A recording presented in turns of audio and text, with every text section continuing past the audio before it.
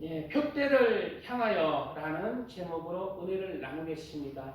표대를 향하여. 각 사람들에게는 자신의 인생이 어떠한 인생이 되고 싶다라는 그러한 인생의 표대, 목표와 꿈이 있습니다. 각자가 동경하는 인생의 꿈도 있고 목표도 있고 그러한 성공한 사람들에 대한 그러한 로망이 있는 거예요. 그 꿈과 목표가 간절하면 간절할수록 그 꿈과 목표를 위해서 자신의 많은 것들을 희생하며 투자하게 됩니다. 시간도 투자하고 돈도 투자하고 그리고 자신의 가장 귀한 젊은 청춘도 투자할 수가 있는 것입니다. 무엇을 위해서? 그 인생의 꿈을 이루고 목표를 이루기 위해 그 표대를 향하여 나가는데 모든 것을 투자하는 거예요. 네, 그 꿈을 위해서, 목표를 위해서. 그 꿈과 목표를 이루기 위해서는 세상에 많은 유혹이 있고 역경들이 있을 것입니다.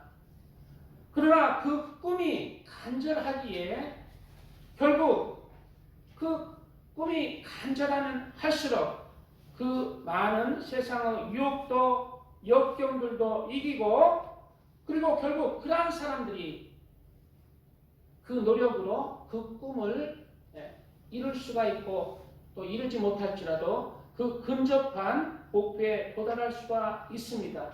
세상에 이러한 꿈을 가지고 살다가 도달한 사람이 있잖아요. 그 어렵다는 옛날에는 지금은 어떤지 모르겠는데 옛날에는 고시만 치면은 가난한 그 집안에서 그냥 뭐가 난 거야. 그냥 왕이 난 거야. 고시만 쳐가 학교 가면은 이제 부잣집 외동딸하고 결혼해서 차도 집도 그냥 다 권력도 부와 권세도 누리는 그런 시절이 있었어요. 옛날에. 지금은 이제 고시가 학교 간 사람이 많아지고 그래서 그런지 몰라도 옛날에는 그랬어요. 고시만 학교 가면 그냥 그 마을 전체가 난리 났어요. 그러한 사람들도 있고 지금은 또 이제 특별히 이제 손흥민 같은 경우, 또 박지성 같은 경우, 야구 선수 류현진. 내가 왜 박지성하고 류현진을 언급하냐면은 그런 그 사람들도 꿈이 있었기에 그렇게 높은 자리까지 올라갔잖아요. 그런데 박지성의 별명이 뭐냐면은 피스메이커랍니다. 피스메이커. 저는 그렇게 안 보였어요. 피스메이커가 무슨 뜻이냐면 평화를 만드는 자라는 뜻입니다. 평화, 화평한 자. 그래 외국의 동료들이 가니까 이제 박지성 마누라 이제 결혼할 사람들 인사를 주기 때문에 당신 너무나 결혼 잘하는 거다. 이 미스터 박은 피스 메이커야. 모든 사람과 화평한 자야. 화평을 추구하는 자. 불화하지 않는 자. 모든 사람과 화평한 자. 그래 이제 박지성이가 이제 결혼한 지 꽤 돼가지고 애가 둘이잖아요. 진짜 제가 가끔 유튜브 들어가서 박지성이 그 마누라가 하는 채널을 보니까 아나운서가 결혼했잖아요. 한 번도 자신한테 큰 소리 내본 적이 없대. 그리고 육아도 뭐든 그냥 해달라고 하면 이거 뭐 저 고기 좀 구워 이 고기 구우면 돼? 아주 사랑스러운 말투로 그렇게 하더라고. 야, 나는 박지성의 다른 거는 모르겠고 그 피스메이커의 편안한 성품이 나의 꿈과 목표가 되었어요. 그런데 류현진은 왜 언급하느냐? 류현진도 그 이쁜 야구 아나운서 배지은하고 결혼했는데 류현진도 보니까 동영상 제가 배지은이 가끔 동영상을 올려요. 류현진도 보니까 아내한테 성질도 안 부리고 아내는 성질 부르는데 한 번도 성질 안 부리고 그냥 편안한 성격. 아내를 잘 편안하게 하고 맞춰주고 피스메이커. 우리 하나님의 사람들은 하나님을 믿는다는 것은 성품이 하나님을 믿는 성격, 예수님을 닮는 성격, 그 신앙 인격으로 그 마음과 신앙 인격이 변하는 사람입니다. 우리는 이러한 세상에서 성공한 사람들의 꿈과 목표는 가지지 아니할지라도 피스메이커, 화평을 쫓는 자, 화평을 만들어가는 자, 평화를 만드는 그 피스메이커의 꿈과 목표는 이루어 가시기를 축복드립니다. 변호사가 있고 이러한 꿈과 목표를 이루고 성공한 사람들로, 세상 사람들로 변호사가 있고 의사가 있고 박사가 있고 교수가 있고 그러한 야구선수, 축구선수가 있습니다. 세상에서 꿈과 목표를 이룬 사람이 많이 있죠. 아유, 그러면은 오늘 말씀이 그러면 나도 세상에서 꿈과 목표를 가지고 성공하라는 건가? 이 나이에 무슨 성공이야? 그럴지 몰라도 그러한 뜻이 아닙니다. 세상 사람들이 세상에서 성공하기 위해서 그 꿈과 목표를 위해서 전심전력으로 달려가서 성공을 이루어주시 우리 하나님의 사람들도 이루어야 될 목표가 꿈이 있다는 거예요. 그러나 그들은 세상에서 성공과 꿈을 꾸지만 우리 하나님의 사람들은 하나님의 나라에서 나라를 향해서 꿈과 목표에 도전하며 힘을 써야 한다는 것입니다. 하나님이 없는 세상의 성공은 알맹이가 없는 껍데기일 뿐이기 때문이에요. 세상에서 변호사가 되고 하나님이 없다면, 하나님을 믿지 않는다면, 하나님을 믿지 아니하고 세상에서 제일 성공한 사람들, 삼성의 이건희가 있습니다. 북한의 김일성이는 하나님을 믿었는데 배신을 했어요. 다 김일성 집안도 하나님 믿는 집안이었어요. 근데 배신을 한 거예요. 근데 최고 세상의 권력을 가졌잖아요.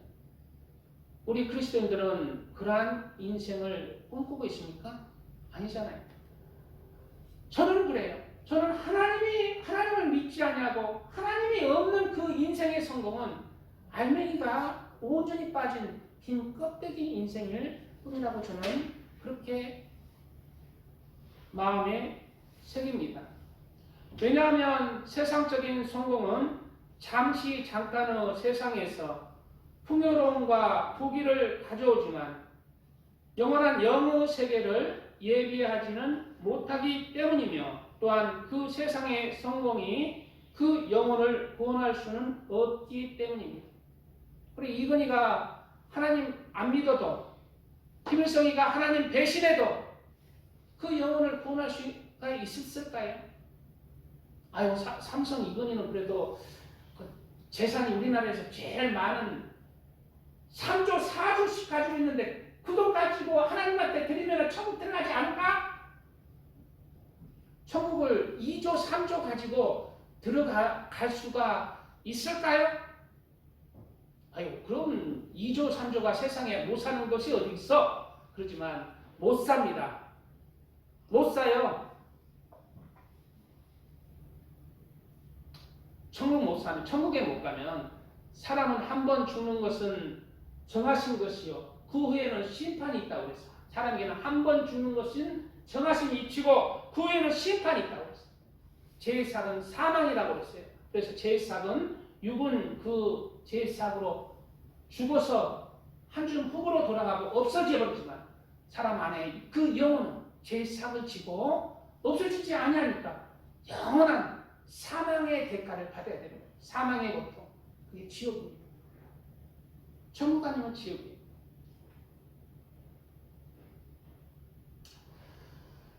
그래서 이러한 세상에서 성공을 거둔 사람이지만 영원히 살지 못하는, 영원히 이 땅에서 영광을 누리지 못하고 부귀 영광을 누리지 못하고 상수하지 못한 잠깐의 이 세상의 인간의 운명에 대해서 성경에는 시편에 사람은 존귀하나 장구치 못하며 멸망하는 짐승, 장구치 못하기 때문에 세상에서 부귀 영광이 영원하도록 장구하면은 그 사람의 인생, 그 영혼은 잘 살았다, 가장 가치 있는 삶을 살았다 라고 하지만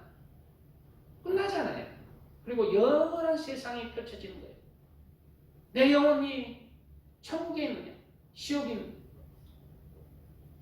전도서 3장 22절에 인생들의 혼은 위로 올라가고 짐승혼은 아래 곧 땅으로 내려가는 줄을 누가 알냐? 누가 알아요? 우리 그리스도인들은 알아요. 인생의 혼은 위로 올라가는 거예요. 없애지지 않아요. 영혼이 있기 때문에, 영이 있기 때문에. 그리고 그 위에는 심판이 있는 거죠. 그래서 마태복음 25장에 예수님께서는 그 영혼에 대한 심판은 이제 육체는 잠깐의 심판이지만 영혼의 심판은 이제 저희는 영벌에 의인들은 영생에 들어간다. 이 영벌에 영원한 벌에 그 영혼의 죄를 지고 영원한 벌에 들어간다. 그리고 또 한편에는 의인들은 그 영혼의 속죄함을 받고 제사함을 받고 영생에 들어간다. 영원한 생명이라는 뜻인데요. 아이고 저는 이제 살기 싫은데요. 그냥 없어졌으면 좋겠어요. 아이고 삶이 살아보니까 고달파 없어졌으면 좋겠어. 그러나 여기서 말하는 영생은 진짜 생명입니다. 그 안에 참된 기쁨이 있고 참된 희락이 있고 참된 삶이 있고 참된 생명이 있는 거예요. 이 땅에 사는 것과는 전혀 다른 거예요. 천국에는 그 공간에 있다는 자체만으로 가장 그 생명이 기쁨이 있고 만족감이 있고 하나님 안에서 위로가 있고 참된 생명 가운데 살아가는 그러한 하늘나라가 우리가 있는 것을 깨달아야 합니다. 그리고 성경에는 세상에서는 성공을 거뒀지만 영혼의 구속을 받지 못하는 사람들의 인생에 대해서 뭐라고 말씀하고 있을까요? 세상에서 많은 노력으로 꿈과 목표를 이룬 세상의 성공자이지만 그 성공자로서 하나님이 없는 인생을 그 운명을 성경에서는 뭐라고 하느냐? 시편에서는 시편 49편에는 사람이 치부하여 그 집 영광이 더할 때에 너는 두려워 말지어다. 우리 주변에 부자 되고 막 부동산 팔아서 아파트 4채 사서 뻥튀기로 한 4배 올라서 아이고 참 배 아프다 나도 저렇게 살았으면 하지만은 너는 두려워 말지어다. 저가 죽음에 가져가는 것이 없고 그 영광이 저를 따라 내려가지 못함이로다. 저가 비록 생시에 자기를 축하하며 스스로 좋게 함으로 사람들에게 칭찬을 받을지라도 그 역대의 열조에게로 돌아가리니 영영이 빛을 보지 못하리로다. 그 역대의 열조에게로 돌아가리니 그 역대의 열조 그냥 똑같이 간다. 제 싹은 사망으로 간다. 영혼의 사망으로 간다. 종계처나 깨닫지 못하는 사람은 여기 깨닫지 못하는 건 뭐예요? 하나님이 없다는 하나님이 있는 것을 깨닫지 못하는 종계처나 깨닫지 못하는 사람은 멸망하는 짐승 같도다. 가치가 없다는 게 하나님 앞에 그 영을 불어넣으신 하나님을 인정하지 않는 세상의 성공은 아무 가치가 없고 그런 사람은 종계처나 깨닫지 못하는 사람은 하나님 앞에 멸망하는 짐승처럼 아무 짝에도 필요 껍데기가 인생 알맹이 빠진 껍데기 인생이다. 그래서 전도서의 전도자는 말하고 있는 거예요. 전도사의 전도자가 뭐라고 늘 말하고 있습니까? 헛되며 헛되니 모든 것이 헛되도다. 하나님 없는 비껍데기의 인생, 세상의 부귀영화 모든 것이 알맹이에 빠진 빈 껍데기의 인생이라는 것이고 그 영혼을 구원하지 못하기에 헛되다고 노래하고 있는 것입니다. 찬양 드리고 말씀 이어가겠습니다.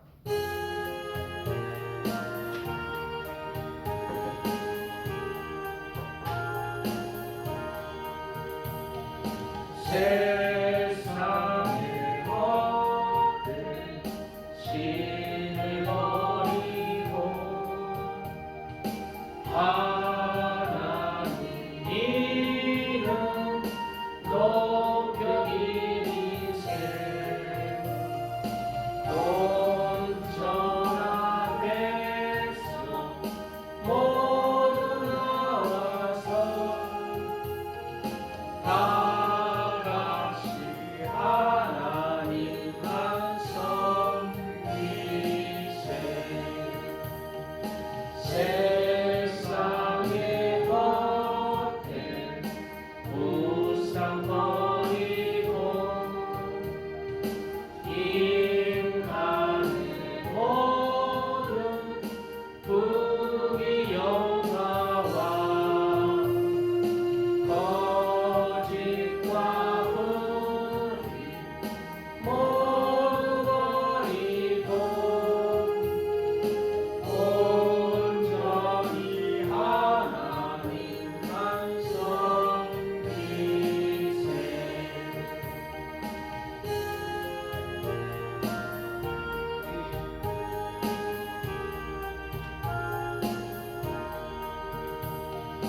주님의 백성 서로 헤아려 시기와 미움 아주 버리고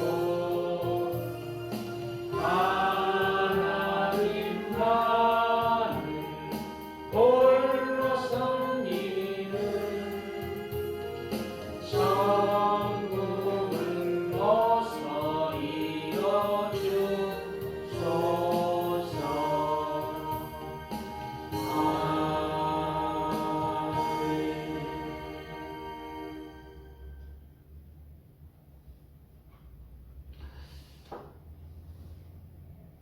세상에 많은 것들이 돈으로 되는 것들이 있습니다. 그러나 사람의 영혼의 구원은 돈으로도 살 수가 없어요. 그리고 돈으로도 사지 못하고 자신이 변호사라고 사지도 못하고 자신이 교수라고도 사지 못하고 대통령도 사지를 못합니다. 왜 사지 못할까요? 하나님 좀 파세요. 내가 돈 1억 드릴게. 왜 못 살까요? 근데 성경이 나와요. 못 사는 이유가 왜 그럴까요? 비싸기 때문입니다. 성경에는 비싸기 때문에 못 산다는 거예요. 다른 뜻이 있기 때문에. 그러면은 한 1조 원 있으면 사겠네요? 더 비싸다는 거예요. 자, 들어보세요.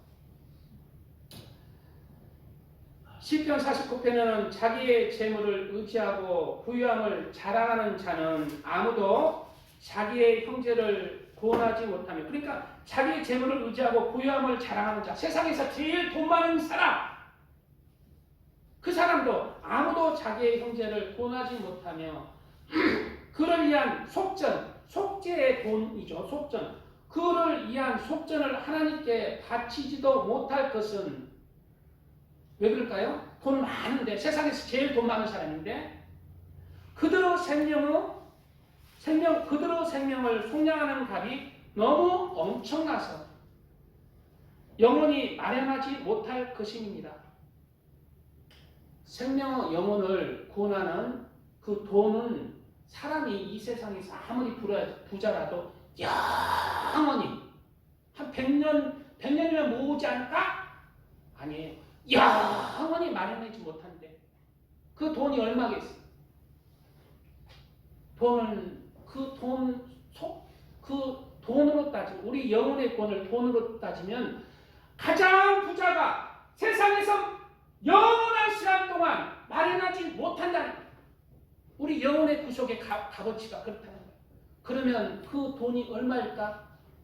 한 100억쯤 될까요? 아니라는 거예요. 100억에 100억을 더해도 안 된다는 거예요. 영원히 그 속전을 못 마련한다는 거예요. 왜? 그 영혼을 속량하는 그 구원의 가치가 그만큼 크기 때문에. 그래서 세상에서 가장 가치가 있고 가치가 있고 귀한 인생은 영혼의 구원을 받는 인생이라는 것을 우리가 알아야 됩니다. 아이고 세상에서 한 100억 정도 성공 부자들이 그래도 가장 가치가 있지 않을까? 그보다 가장 자신의 영혼을 구원받는 그러한 삶을 사는 그 가치는 비교할 수 없다는 거예요.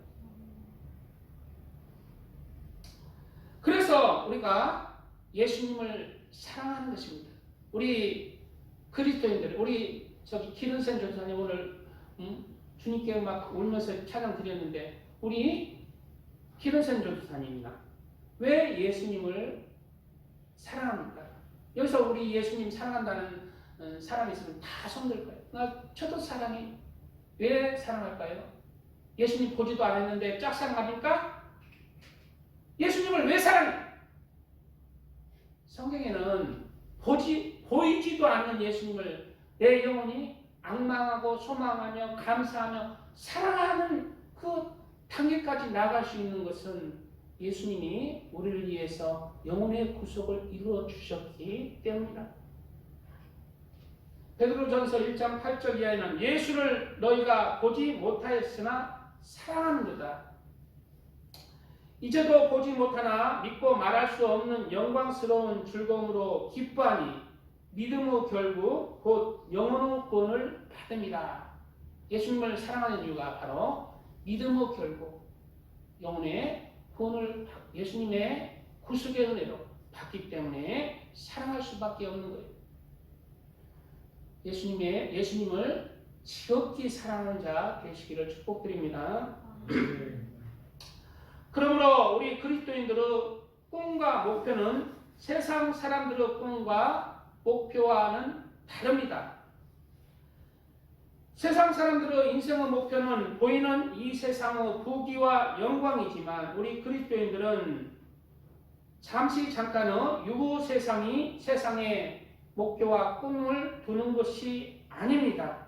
바로 그리스도인들의 꿈과 목표는 바로 영원한 하나님의 나라에 있고 영원의 구원에 있습니다.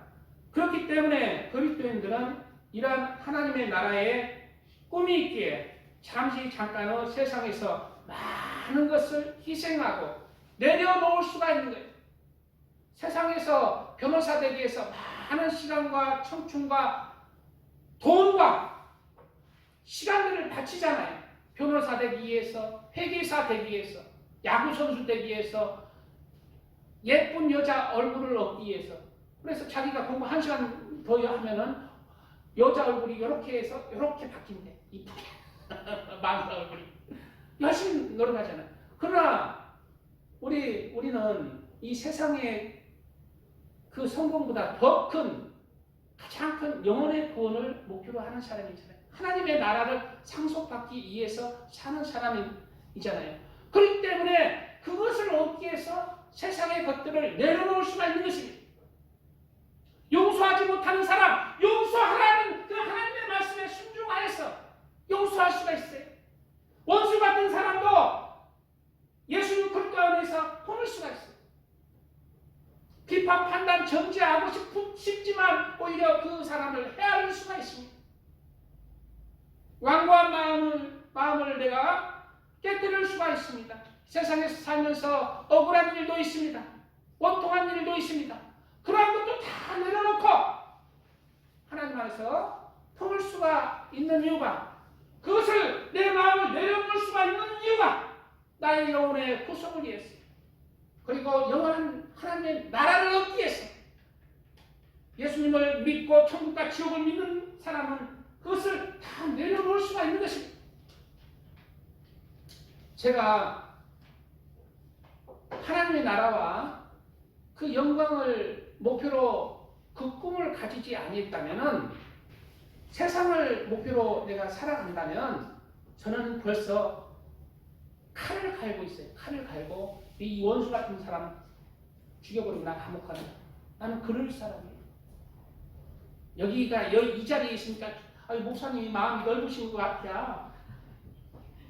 다 그렇고 그런 사람인데 내 영혼의 구원을 위해서 하나님의 나라를 상속받기 위해서 다 그런 것을 내려놓는 것 뿐이에요. 죄송합니다. 그런 사람이. 그래서 이 세상에 살면서 하나님의 나라와 영광을 위해서 돈도 내려놓을 수가 있고 내 정욕도 내려놓을 수가 있고 내 나쁜 감정의 틀도 버릴 수가 있는 것입니다.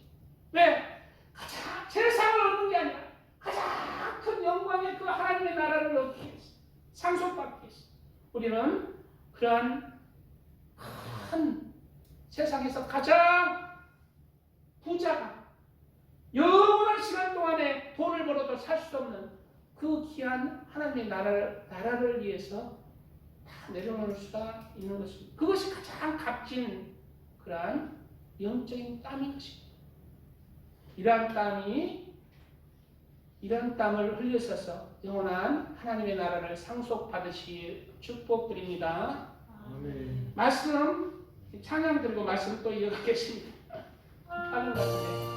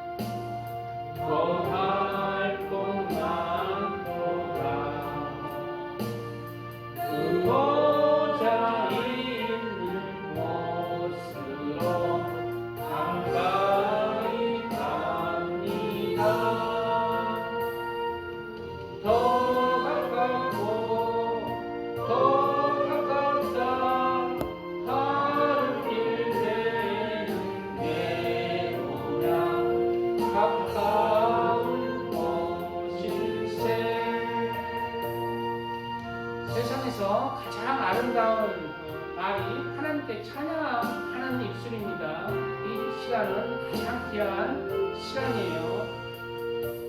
내 생명 끝날에 십자가 벗고서 나 혈육간을 쓸게 가깝게 되었네. 더 가깝고 더 가깝다. 하루 길 때는 내오냐 가까운 곳일세. 내 삶의 끝날이 운명이 모르니 내 주여 길 따라도록 늘 함께 하소서. 더 가깝고 더 가깝다. 하루 길 때는 내오냐 가까운 곳일세. 아멘.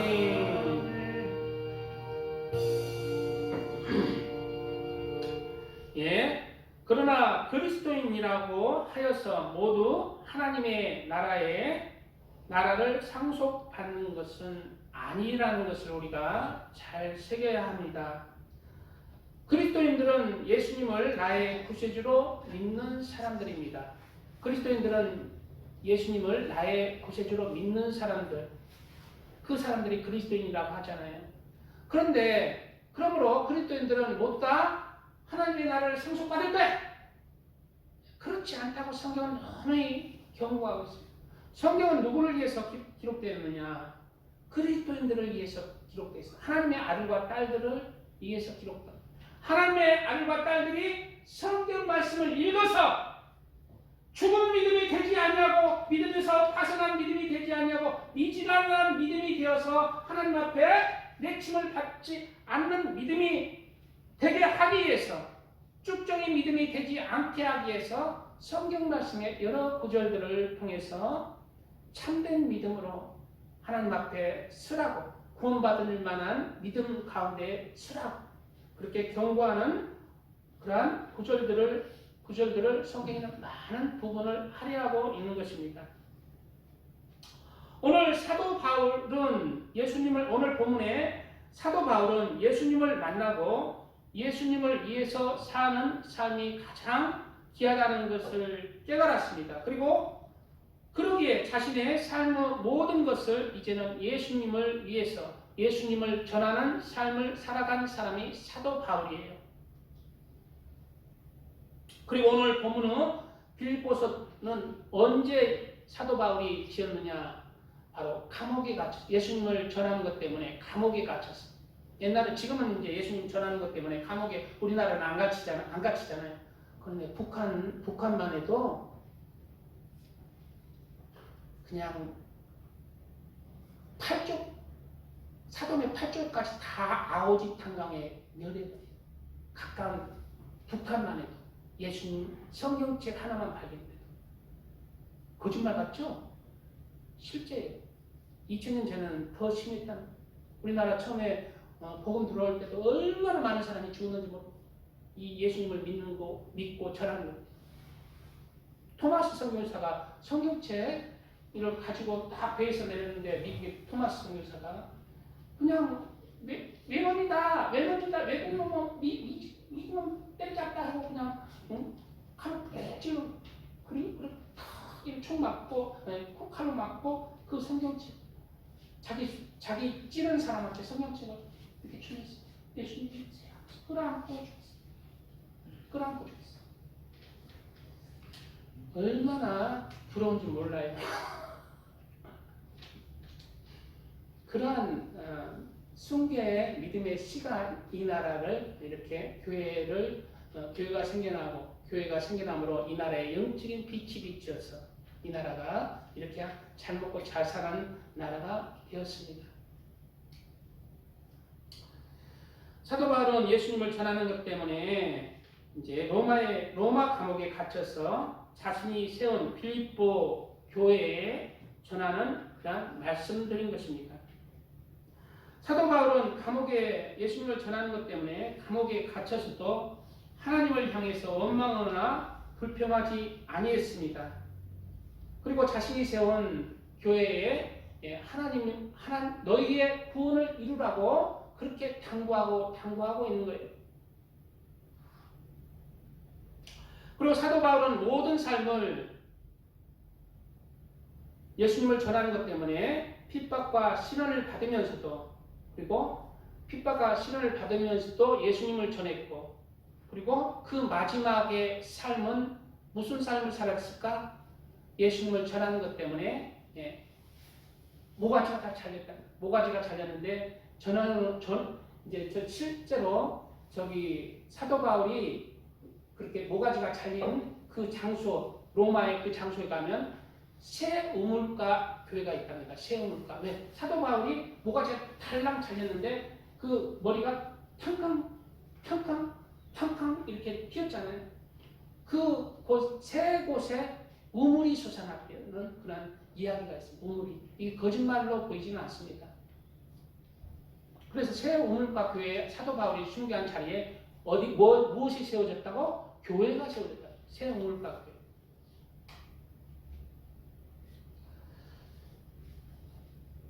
이러한 세상에서 보기에 사도 바울의 삶은 예수님을 믿는 것 때문에 삶도 어려웠고 마지막은 모가지가 잘리는 그러한 삶을 살았습니다. 그렇지만 많은 그리스도인들이 가장 존경한 인물로 사도 바울을 꼽고 있습니다. 왜 그럴까요? 그것은 사도 바울은 예수님을 전하고 예수님을 위해서 살아가고 예수님을 위해서 죽은 인생이 그 삶에 가장 가치가 있는 삶이기 때문입니다. 김일성이 이 세상에서 예수님을 배반하고 그냥 집안 대대로 예수님 비방하고 지금 4대째 해먹고 있잖아요. 3대째 해먹구나. 네. 응? 그래 얼마나 잘 먹는지 뚱뚱한 사람, 뚱뚱한 또 자기 딸, 원래 북한 주민들이 돼지 3마리래고 곰 3마리가 아니라 돼지 새끼 3마리. 그런 말. 곰 3마리, 돼지 3마리가 우리 북한을 망하게 했다. 곰 3마리가 한 집에 있어. 돼지 3마리가 한 집에 있어요. 네. 잘 먹고 잘 살았잖아. 김일성이 죽을 때도 편안하게 죽었잖아요. 근데 가만 보면은 세상 사람들은 김일성의 인생을 부러워하는 사람이 있어요. 그러나 우리 그리스도인들은 김일성의 인생은 가장 불행한 인생이라는 것을 우리는 알아요. 왜? 이 세상이 전부가 아니라 진짜 영원의 심판이 있기 때문에. 이건희의 인생도 세상 사람들은 정말 부러워하잖아요. 왜? 이 세상의 전부니. 그러나 그리스도인들은 이건희 그 삶을 부러워하지 않습니다. 진정한 그리스도인이라면. 네, 하나님이 없는 인생에 세상의 성공은 가치가 없기 때문에. 우리 그리스도인들은 참된 그리스도인, 천국과 지옥이 있고 하나님을 믿고 예수님을 믿는 사람들은 이 세상에 삶의 목표를 이 세상에 두지 않습니다. 영원한 하나님의 나라에 두는 거예요. 그렇기 때문에 사도 바울의 그 인생을 존경하고 동경하고 그 삶을 따라가고자 그렇게 사도 바울을 배우는 것입니다. 그렇다면 사도 바울은 어떠한 삶의 목표와 꿈을 가지고 살았기에 가장 그리스도인들이 부러워하는 가장 가치 있는 삶을 살 수가 있었을까요? 오늘 본문을 통하여 사도 바울의 삶의 목표와 꿈의 표대를 알아보겠습니다. 첫째로 사도 바울의 인생의 꿈과 목표는 첫째로 죽은 자 가운데서 부활에 이루고자 하는 삶의 목표와 꿈의 표대를 가지고 살았다는 것을 알 수가 있는 거예요. 오늘 본문을 통해서. 첫째로 사도 바울이 그렇게 삶에 가치가 있는 그런 삶을 산 이유가 바로 죽은 자 가운데서 부활에 이루고자 하는 삶의 목표가 있었다는 거예요. 죽은 자 가운데서 부활에 이루고자 하는 삶의 목표. 저도 똑같아요. 여기서 죽은 자는 여러 죽은 자예요. 영원히 죽은 자. 영원히 죽어서 사망의 지옥으로 가는 자. 그런 자들 가운데 나는 하나님 예수님을 믿고 부활의 영원한 영생으로 나는 나아가고자 하는 그러한 소망의 꿈이 있었기에 사도 바울은 자신의 모든 삶을 생명까지 드리는 삶에서 배신하지 아니하고 하나님께 드릴 수가 있었다는 거예요. 마지막 모가지 달랑 한 자리에서 사도 바울에게 뭐라고 그 칼잡이 춤추는 사람이 뭐라고 말했겠냐. 예수님을 부인하라. 예수님을 욕해라. 그러면 내가 너 살려줄게. 으쌰 모가지 부인다. 이랬을 거 아니야. 근데도 그 자리에서 배신하지 아니한 것은 바로 삶의 목표가 죽은 자들 가운데 부활에 이루고자 하는 그 삶의 꿈이 있었기 때문에 오늘 본문을 통해서 우리가 그거를 깨달을 수가 있습니다. 아이고 본문을 통해서 우리 저 예수님 믿으면 구원받는 다른 당상 아니에요? 사도 바울은 죽는 순간까지 아니라는 거예요. 내가 주님 앞에 딱 섰을 때 주님이 결정한다는 거예요. 아니라는 거예요. 오늘 본문의 빌립보서 3장 11절에 어찌하든지 사도 바울은 많은 삶을 드렸잖아요. 그래도 사도 바울은 죽은 자가 있는 데서 부활을 하고자 다시 생명을 얻고자 그러한 노력을 한 사람이 사도 바울이라는 거예요. 나는 구원 받았다. 나는 감사합니다. 이게 아니라는 거예요. 어찌하든지 죽은 자 가운데서 부활에 이르려 하노니 내가 이미 얻었다 함도 아니요 온전히 이뤘다 함도 아니라 오직 내가 그리스도 예수께 잡힌 바 된 그것을 잡으려고 쫓아가노라 말씀하고 있습니다. 내가 온전히 구원을 이뤘다고 했나요? 사도 바울은 감옥에 예수님을 전하는 것 때문에 모든 삶을 바치고 감옥에 갇히고서도 구원을 이룬 게 아니라는 거예요.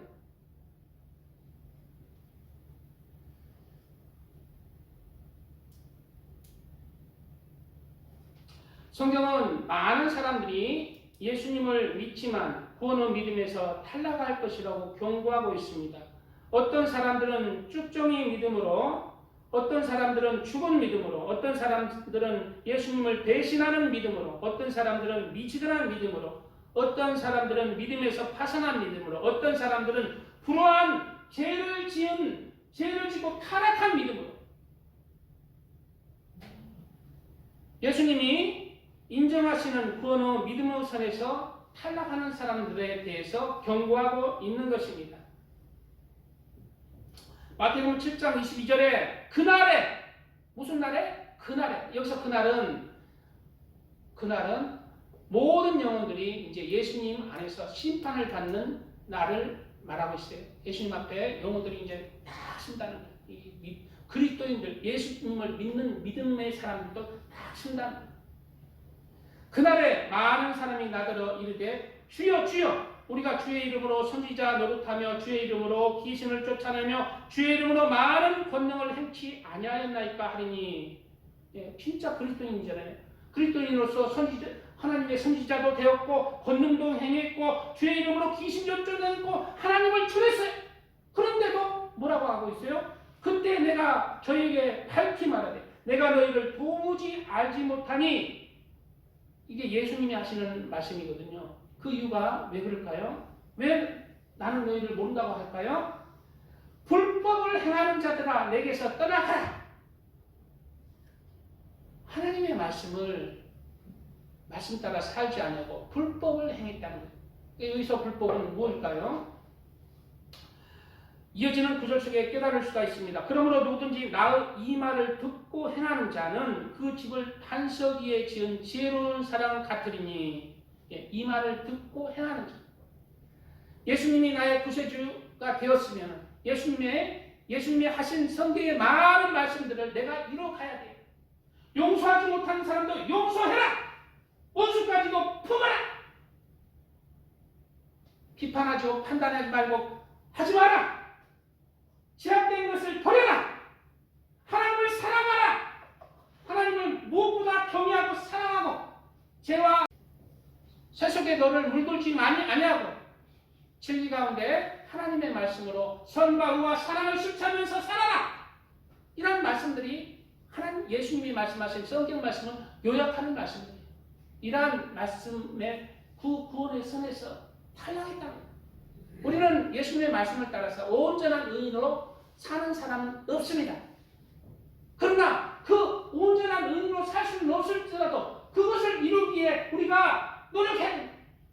그 진리에 하나님의 예수님의 말씀 따라서 우리가 살아갈 때 내 믿음이 살아있는 거예요. 가장 기본이 주일 성수인데 주일 성수도 텔레비 보면서 나는 예수님 믿었어 구원 받을 거야 하면서 텔레비 본다는 거예요. 여기 오는 것도 시간을 못 내는 거예요. 여기 오는 것도 시간이 아까운 거예요. 그 믿음은 껍데기 신앙이에요. 그 믿음은 자신의 영혼을 구원하지 못하는 신앙이라는 것을 우리는 알아야 합니다. 이 말을 듣고 행하는 자는 그 집을 반석 위에 듣고 행하는 자. 반석 위에 지은 지혜로운 사람 같으리니 비가 내고 창수가 나고 바람이 불어 그 집에 부딪히되 무너지지 아니하나니 이는 기초를 반석 위에 놓은 용도요. 나 이 말을 듣고 행치 아니하는 자. 나 이 말을 듣고 행치 아니하는 자는 그 집을 모래 위에 지은 어리석은 사람 같으리니 비가 내리고 창수가 나고 바람이 불어 그 집에 부딪힘에 무너져 그 무너짐이 심하다. 여기서 집이 창수가 나고 무너진다 하는데 여기서 집은 무엇을 상징해요? 믿음의 집을 상징해요. 나는 예수님을 믿고 그 믿음의 집, 영적인 나의 믿음의 집을 지어져 가고 있다는 거예요. 근데 그 믿음의 집이 내가 예수님의 말씀을 따라서 행치 아니할 때 무너지. 그러나 내가 예수님을 믿고 그 예수님의 말씀을 따라서 내 성품을 내려놓고 내 제약된 악한 감정들을 악한 죄들을 내려놓고 진리의 말씀 따라서 내가 살아갈 때 그 믿음의 집이 반석이 지은 집으로 튼튼히 지어져 가는 것입니다. 그러므로 우리는 참된 믿음 가운데 무엇보다 하나님의 말씀 가운데 말씀을 새기고 죄와 악을 버리고 성과 의와 사랑을 실천하며 하나님을 사랑하고 하나님을 경외하면서 세속에 물들지 아니하면서 그렇게 하나님을 닮아가는 말씀을 행함으로 하나님을 닮아가는 진짜 믿음으로 하나님의 아들이다, 하나님의 딸이다. 저 사람은 교회 다니더만 예수님을 믿더만 약간 헷갈하겠어. 이런 사람이 돼. 예수님을 믿더만 저 사람 술도 먹더만 안 먹고 그냥 막 싸우기만 하더만 싸우지도 않고 그냥 이상해졌어. 그런 사람이 돼. 그런 사람이 진짜 믿음. 진짜 믿음으로 변화된 하나님의 사람들 되시기를 축복드립니다. 아멘. 네. 찬양 마지막 한 곡 더 하고 말씀 조금 더 나누고 말씀 이어가겠습니다.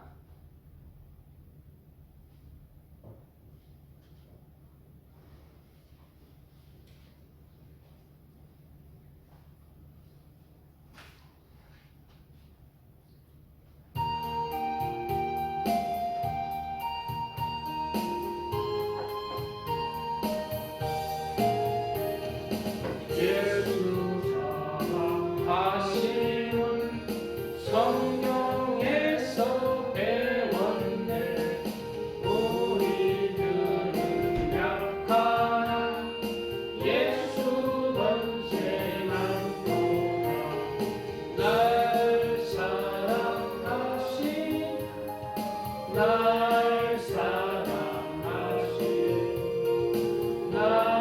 사랑하신 성경에 쓰였네.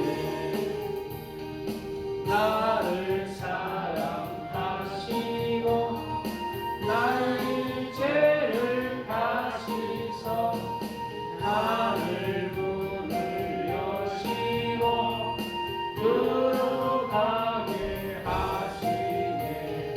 날 사랑하신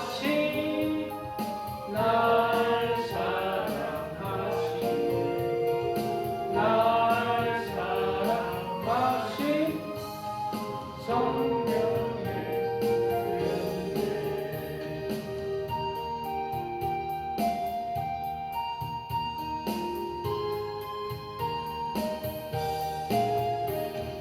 내가 연약할수록 더욱 길이 여기사 높은 보좌 위에서 낮은 나를 보시네. 날 사랑하신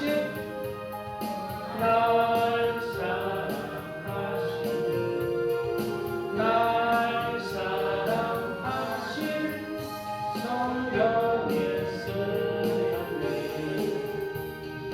세상 사는 동안에 나와 함께 하시고 세상 떠나가는 날 천국 가게 하소서. 날 사랑하신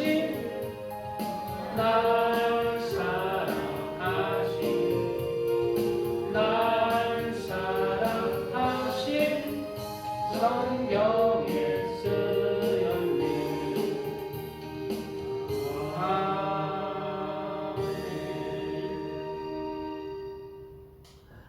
이스라엘 백성들은 애굽의 나라에서 이제 하나님의 은혜 가운데 이제 탈출을 했잖아요. 그리고 가나안 땅에 가기까지 광야 길을 통과해야 했습니다. 여기서 애굽이라는 나라는 이 세상을 상징합니다. 그리고 가나안 땅은 저 하늘 우리가 목표로 하는 천국을 하나님의 나라를 상징합니다. 그 중간에 무엇이 있다고요? 광야가 있었어요. 그 광야 길을 반드시 통과해야 어디에 들어가? 가나안 땅에 들어가요.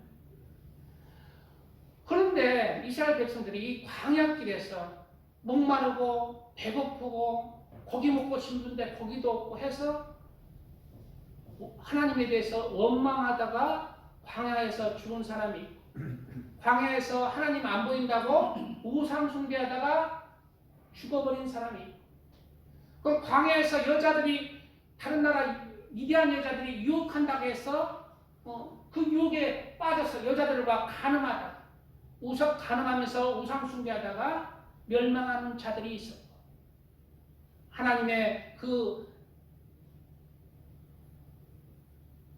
은혜에서 떨어진 자들이 많이 있었습니다. 그런 사람들은 다 가나안 땅에 들어가지 못하고 광야에 끼어서 죽어버린 거예요. 지금도 똑같이 우리 그리스도인들은 예수님을 믿고 세상이라는 애굽의 나라에서 탈출을 한 사람입니다. 그리고 우리는 저 하늘나라를 가기까지 어디를 통과해야 돼? 인생의 광야길을 살아가야 돼요. 우리가 예수님을 믿는 순간 바로 거기가 하나님의 나라가 아니에요. 이 인생의 광야길을 통과하고 인생의 광야길을 이기는 자, 믿음으로 이기는 자가 가나안 땅을 정복할 수 있고 하나님의 나라를 들어갈 수가 있는 거예요. 이 광야길에는 우리를 유혹하는 불뱀이 있고 정갈이 있습니다. 사자가 있어요.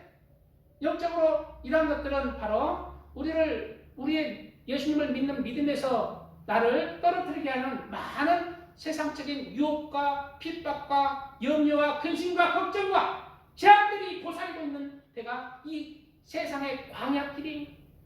이 세상의 광야길에서 우리는 우리의 목표를 가나안 땅, 영원한 하나님의 나라에 두고 이러한 유혹과 핍박과 박해와 염려와 근심들을 다 이기는 사람들이 되어야 합니다.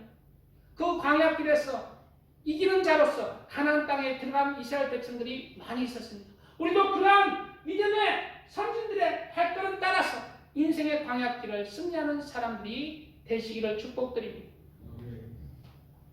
배고픔으로, 목마름으로, 고기가 먹고 싶어서, 또한 정욕에 취해서 하나님을 배신한 사람은 광야길에서 다 이스라엘 백성들이 멸망당했어요. 똑같은 거예요. 지금의 인생에 우리가 예수님을 믿고 세상이라는 그런 삶을 우리가 나왔지만 그 중심에서 예수님의 중심으로 돌아섰지만 우리는 인생의 광야길을 통과해야 해요. 우리는 이 인생의 광야길에서 우리를 믿음에서 실족해 하는 많은 그런 유혹들을 이겨야 한다는 거예요. 그리고 궁극적으로 사도 바울이 그렇게 원했던 죽은 자 가운데서 부활에 이르는 것에 우리의 목표와 초점을 둬야 됩니다. 저도 그 초점이 있기 때문에 이렇게 인내하면서 그렇게 하나님의 일을 감당할 수가 있는 거예요. 죽은 자 가운데서 부활에 이루고자 하는 그 초점과 목표가 있기 때문에 내가 이미 이룬 것도 아니고 이미 가진 것도 아니고 내가 성취한 것도 아니라 내가 그 잡힌 바 된 그것을 향하여서 죽은 자 가운데 부활에 이루고자 하는 소망으로 내가 한 걸음 한 걸음 달려가는 것입니다. 인생의 광야길. 우리의 모두는 이러한 인생의 광야길을 지금 걷고 있는 거예요. 우리의 구원은 이미 이루어진 게 아니에요. 우리는 내 영혼이 하나님 앞에 설 때까지, 이러한 하나님 앞에 섰을 때까지 이러한 광야길을 이기는 자의 믿음으로 죽은 자 가운데서 부활에 있는 것에 초점을 두어서 그렇게 하나님 앞에 이기는 자의 믿음으로, 구원을 받는 믿음으로 그렇게 서시기를 축복드립니다. 시간 조금 갔는데 짧게 하겠습니다. 두 번째, 사도 바울은 삶의 목표를 하나님이 주시는 부름의 상을 위한 표대를 향하여 살아갔습니다. 그렇게 사도 바울의 인생이 가장 가치가 있는 삶이 된 거예요. 무엇에 그 목표가 되었다고? 하나님이 주시는 부르모 상에 하나님이 주시는 부르모 상에 그 목표를 두고 살아간 거예요.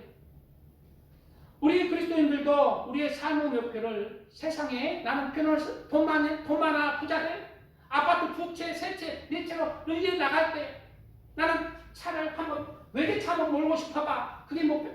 이거 안 돼요. 외제차 몰아서 그 몇 년을 몰겠어. 한 10년, 20년 몰다가 끝나는 그런 하찮은 것에 둬서는 안 됩니다. 삶의 목표를 하나님이 부르신 부르무 상, 영원한 하나님의 나라에서도 다 누구는 해와 같이 빛날 것이고 누구는 달과 같이 빛날 것이고 별처럼 빛나는 사람이 있고 별과 별의 영광이 다르듯이 또 개똥벌레에 같이 또 반짝하는 사람이 있는 거예요. 다 상급이 틀린 거예요. 하나님이 주신 이 땅에서의 그 사명을 감당하는 것 따라서 하나님을 위해서 심는 것에 따라서 하늘나라에서 영광이 달라져요. 그러한 하나님이 주시는 부르는 상의 그 표대를 향해서 살아갔기에 사도 바울은 그 삶을 가장 가치가 있는 그러한 삶으로 그렇게 우리 그리스도인들이 부러워하는 삶으로 그렇게 인정받는 삶으로 그렇게 살아갈 수가 있었습니다. 우리 그리스도인들도 하나님이 나에게 주시는 영적 사명을 감당하면서 그 천국에서의 부르는 상을 위해서 그렇게 살아가야 합니다. 오늘 본문의 13절, 14절에 형제들아 나는 아직 내가 잡은 줄로 여기지 아니하고 오직 한 일, 즉 뒤에 있는 것은 잊어버리고 앞에 있는 것을 잡으려고 표대를 향하여 그리스도 예수 안에서 하나님이 위에서 부르신 부르는 상을 위하여 쫓아가노라 라고 말하고 있습니다. 그러면 내가 언제 나는 구원을 받았구나. 나의 영혼은 이제 하나님이 큰 상급을 베풀겠구나. 언제 내가 고백할 수가 있는가? 그럴 수가 있는. 내가 하나님 앞에 안 서도 그것을 깨달을 때가 언제 그런 말할 자격이 되냐면 사도 바울을 통해서 사도 바울은 이제 디모데 후서가 사도 바울이 이제 죽음을 앞두고 순교의 죽음을 앞두고 디모데라는 제자에게 쓴 그러한 말씀인데요. 이제 순교를 앞두고 뭐라고 했냐면은 내가 선한 싸움을 싸우고 무슨 싸움? 선한 싸움. 세상에는 죄악으로 악으로 나를 유혹하는 그러한 것들이 많은데요. 나는 하나님의 말씀에 따라 선과 의를 이루고자 거짓말도 안 하고 거짓말을 하고 싶고 사기치고 싶고 그런데도 거짓말도 안 하고 또 교회 안 나오고 그냥 텔레비 보고 이렇게 편히 보고 그래도 하나님의 말씀 따라서 그렇게 살아가는 거. 이게 선한 믿음의 싸움. 나는 선한 싸움을 싸고 나의 달려갈 길을 마치고 그러니까 달려갈 길 내가 그냥 이 세상에서 젊고 잘 사는 그 길이 아니라 하나님이 주신 사명을 내가 잘 감당하고 나의 달려갈 길을 마치고 믿음을 지켰으니 뭘 지켰다고? 믿음을 지켰으니 끝까지 사도 바울은 부인하지 않았어요. 목에 자리 지는 순간까지 믿음을 지키고 예수님을 전했잖아요. 믿음을 지켰으니 이제 후로는 나를 위하여 의면류관이 예비되었으므로 의면류관이 예비됐다는 거예요. 이러한 내가 하나님 앞에 이제 그 죽음의 순간이 내가 그 100%의 내가 이제 예수님 안에서 내가 죽으리라 순교에 그냥 나는 배신하지 않는 이러한 믿음 가운데 그렇게 고백할 수가 있는 것입니다. 이러한 사도 바울의 삶은 우리는 어떻게 바라보고 있습니까? 우리는 이러한 사도 바울은 자신의 모든 삶을 그렇게 이제 마치고 나서 하나님 앞에 당당하게 우리에게 말하고 있어요. 내가 선한 싸움을 싸고 나의 달려갈 길을 마치고 믿음을 지켰으니 이제 후로는 나를 위하여 의멸기관이 예비되었으므로 말씀하고 있는 것입니다. 우리도 하나님이 우리에게 주신 사명 이 땅에서 남은 시간 동안 잘 감당하여서 그리고 열심을 내어서 그렇게 하나님을 만날 때 내가 사도 바울의 고백, 내가 선한 싸움을 싸우고 나의 달려갈 길을 마치고 믿음을 지켰으니 이제 우리는 나를 위하여 멸류관이 예비했던 이 사도 바울의 고백이 나의 고백이 되시기를 주님의 이름으로 축복드립니다. 네, 말씀 생각하면서 주여 삼창하고 기도하겠습니다. 주여, 주여.